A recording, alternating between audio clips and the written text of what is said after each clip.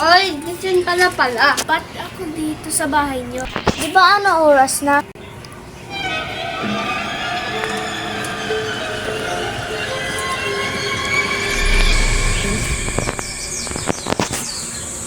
Ay, ano oras na ba? 6 a.m. pala. Sarah?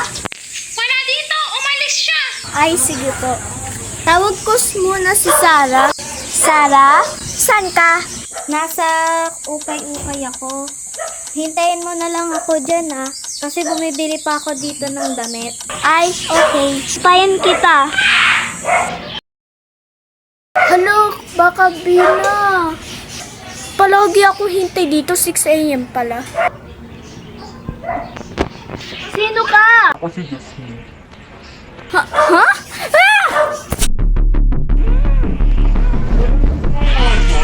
Ano mo ba? Bitray na bitray ko sa akin. Sinabi mo bitna? Bakit mo naman sinabi na ako bitna? Ako yung talaga sa'yo. Backstabber naman talaga. Malamig ka nga dyan. Iwan mo na kita. Asan si Molly? Molly? Molly? Molly? Saan siya? Ano po ginagawa yung mga madam? Nawawala si Molly. Nawala si Molly? Pagdating ko ukay-ukay, nawala siya. Nawala pala siya, pero punta nga tayo sa kalasya ng Teresa Sarah. Sige!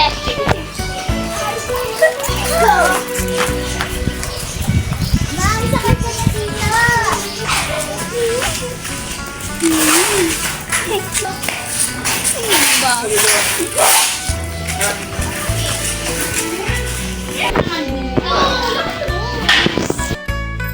Tara na ate! Tara na, driver!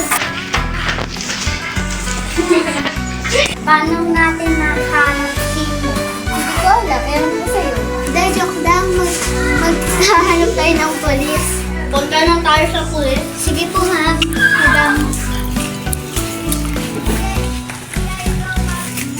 Polis! Nawawala po si Molly. Sige, ako na bahala. Saan ba siya ulit nawala? Sa bahay ko po, naghintay po sa loob.